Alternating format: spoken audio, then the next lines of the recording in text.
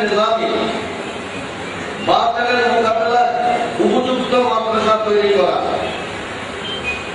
বাতিলেরা যে কিতাব দিয়ে লড়াই করে সেই কিতাবের লড়াই পয়দা করা, নিজস্ব নিয়ন্ত্রণাধীন মাদ্রাসা প্রতিষ্ঠা করা, সেইটা হচ্ছে হিন্দুস্তানের মধ্যে মুবারকপুর, মনজুরে ইসলাম, বেরেলি শহীদ, অন্যান্য মাদ্রাসা তাদের নিজস্ব বাহিনী তৈরি করে এক একজন কেনা, এক একজন সেনা তৈরি হয় আহলে সুন্নাত ওয়াল জামাতের। আল্লাহ আমাদের জীবনে আলোচনা করতে গিয়ে আমাদের এই কথাগুলি মনে রাখতে হবে। দাওয়াত নামার মধ্যে আপনাদেরকে আমি ইঙ্গিত করেছি, আজকে আমাদের আলোচনার মূল বিষয় শুরু হবে গঠনমূলক, হইচই করে ওয়াজ করা নয়, ভাবাবেগ সৃষ্টি করা নয়। আমরা সাংগঠনিকভাবে সামনের দিকে অগ্রসর হব।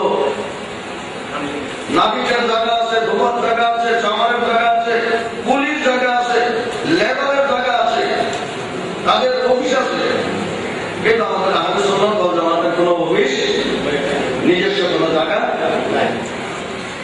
আমি স্কিল দিয়েছিলাম এবং সেই উপলক্ষে কিছু টাকাও আমি পেয়েছি। আল্লাহ হযরত সুন্নি একাডেমি কাম অফিস, সুন্নিদের একটা অফিস থাকতে হয়। আমার বাসায় আমি মানুষের দাওয়াত দিয়ে দিবে, আমার ব্যক্তিগত ব্যাপার, আমার দরবার মধ্যে ব্যক্তিগত দরবার, আহলে সুন্নাত ওয়াল জামাত দরবার ভিত্তিক হইলে টিকবে না, অফিস ভিত্তিক হইতে হবে। সেই জন্য 3 বছর আগে 2004 সালে এটার প্রস্তাবনা হয়েছিল যে আল্লাহ সুন্নি একাডেমির জন্য জমি সংগ্রহ করো। মুক্ত জায়গা পাওয়া ঢাকাতে সম্ভব না, জায়গা কিনতে হয়। 3,37,000 টাকার একটা প্রতিশ্রুতি ছিল, 1,30,000 টাকার মতো টাকা উঠেছে। আল্লাহ সুন্নি একাডেমি নামে সোনালী ব্যাংকে অ্যাকাউন্ট করে সেই টাকা জমা দিয়েছে। প্রতিশ্রুত টাকাগুলি যদি পায়, তার সঙ্গে যদি কোনো হিতাকাঙ্ক্ষী আরো কিছু যোগ করে, তাহলে আমরা কিছু জায়গা কিনে অন্য লোকে বসতে পারি। বসার জায়গা হইলে শোয়ার জায়গা হয়, খাওয়ার জায়গা হয়, খাওয়ার জায়গা হইলে শোয়ার জায়গা হয়।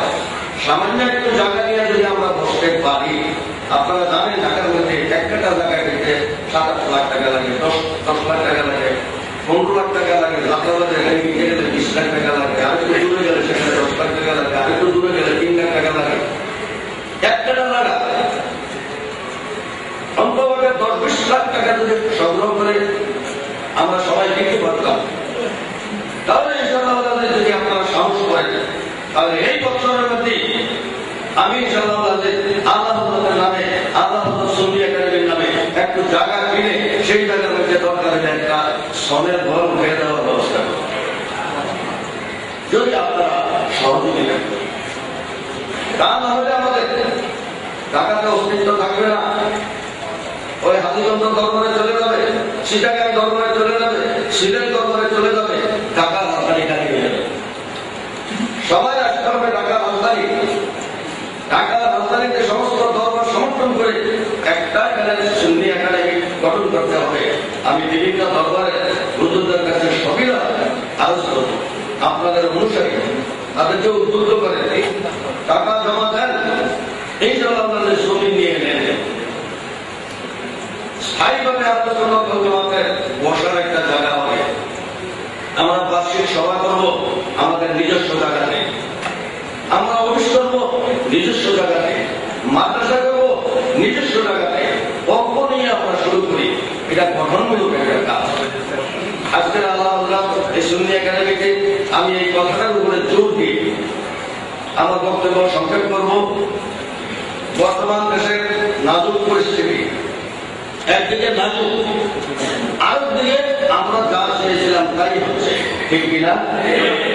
দেশের জনগণের সাথে আমরা যা চেয়েছিলাম, আল্লাহর রহমত হিসাবে আমরা একটা বিশেষ ব্যবস্থা এখন চালাচ্ছি।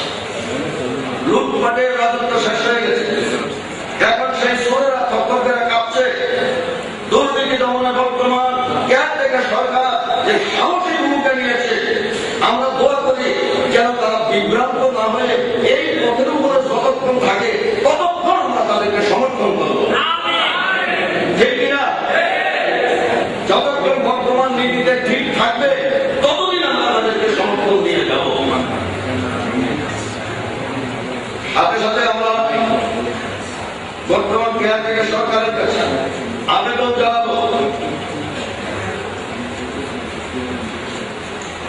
ঈদে মিলাদুন্নবী আমাদের সারা বাংলাদেশের সরকারি বেসরকারি পর্যায়ে ঈদে মিলাদুন্নবী পালন করা হয়, জশ্নে জুলুস বের করা হয়, খোলা ময়দানে আলোচনা করা হয়, ঘরে আলোচনা করা হয়।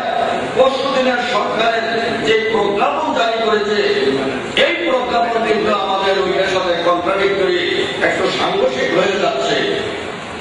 বর্তমান সরকারের এই বিজ্ঞপ্তি কারণে প্রশাসনের পক্ষ থেকে যেন কোন ঈদে মিলাদুন্নবীকে বাধা দেওয়া না হয়, আমরা সরকারের কাছে দাবি করব, আবেদন করব, ঈদে মিলাদুন্নবীর পূর্বে মানুষের সুন্নি মুসলমানদের মনের থেকে সংশয়টা দূর করার জন্য ঈদে মিলাদুন্নবীর জন্য একটা পৃথক আপনি প্রজ্ঞাপন জারি করুন যে ঈদে মিলাদুন্নবীর ফাংশনগুলি করতে কোনো অনুমতি লাগবে না। অনুমতি নীতি দিয়ে সেখানকার মধ্যে কেউ রাজি হয়, কেউ হয় না, কোন টিএনু দেয়, কোন টিএনু দেয় না। যারা ঈদে মিলাদুন্নবীর বিরোধী তারা বিভিন্ন সংস্থার বন্ধ করে দেয়, যাতে এই সমস্ত শয়তানি কাজ করতে না পারে। আমরা বর্তমান জনপ্রিয় জ্ঞান থেকে সরকারের কাছে দাবি জানাবো, ঈদে মিলাদুন্নবী বিনা বাধায়, বিনা দরখাস্তে, বিনা পারমিশনে আমার দয়াল নবীর ঈদে মিলাদুন্নবী জশ্নে জুলুস যাতে পালন করতে পারে, সেই একটা বিজ্ঞাপন আমরা সরকারের কাছে দাবি করি, ঠিক না? আমরা সরকারের বর্তমান কার্যক্রম সর্বান্তকরণে আমরা অভিনন্দন করছি। আমরা বিবৃতি দিয়েছি আহলে সুন্নাতের পক্ষ থেকে যে বর্তমান সরকার যে সংস্কারের কাজ করেছে, সেই সংস্কারের কাজগুলি আমার দয়াল নবী এরকম সংস্কার করেছে, সমাজ দুর্নীতি সন্ত্রাস আমার নবী করিম সাল্লাল্লাহু আলাইহি ওয়াসাল্লাম বন্ধ করেছে। সুতরাং বর্তমান কেয়ারটেকার সরকার রাজনৈতিক উদ্দেশ্য নয়, আমার নবীজির সুন্নত হিসাবে এই সংস্কারগুলি যদি করে, তাহলে বাংলাদেশ দুর্নীতি মুক্ত হবে, সন্ত্রাস মুক্ত হবে এবং জেএমবি বন্ধ হবে, বোমাবাদ বন্ধ হয়ে যাবে। আমার নবীর সুন্নত হিসাবে যেন তারা এই কাজটা করে। ইন্নামাল আমালু বিন্নিয়াত। দুনিয়া খেয়াল যদি এগুলি করে, ঠিক না?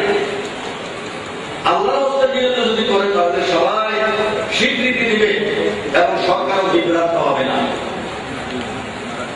বর্তমানে ৩০-৩৫ বছর পর একটা সংস্কারের কাজ আসছে। সর্বস্তরের জনগণ থেকে সরকারকে অভিনন্দিত করা হচ্ছে, এমনকি রাজনৈতিক পার্টি থেকে এটার প্রতি সমর্থন ঘোষণা করা হয়েছে। অর্থাৎ জনগণের দাবি অনুযায়ী সরকার ভালো কাজ করে যাচ্ছে।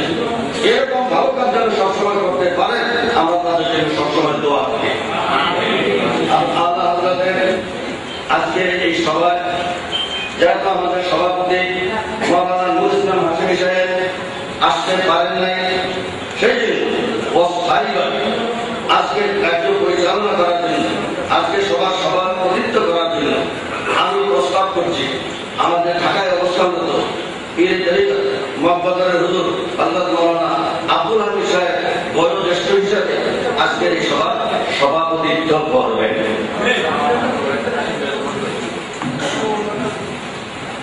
আমি আজকের সবার পক্ষ থেকে সর্বান্তকরণে এই হুজুরের প্রস্তাবকে সমর্থন করলাম। আমাদের বিশেষ অতিথি হিসাবে আমাদের হযরত মাওলানা শেখ আব্দুল করিম সিরাজ নবী সাহেবকে বিশেষ অতিথি হিসাবে, স্পেশাল গেস্ট হিসাবে আমরা বরণ করে নিয়েছি। অন্যান্য যারা প্রেসিডিয়াম সদস্য আছেন, সচিব মন্ডলী আছেন, সদস্য আছেন, তাদের প্রতি অনুরোধ, একটা সংগঠনকে টিকে রাখতে হলে কিছু পয়সা দরকার আছে কিনা? আপনাদের কাছে একটা চিঠি লিখতে হলে 2 টাকা খরচ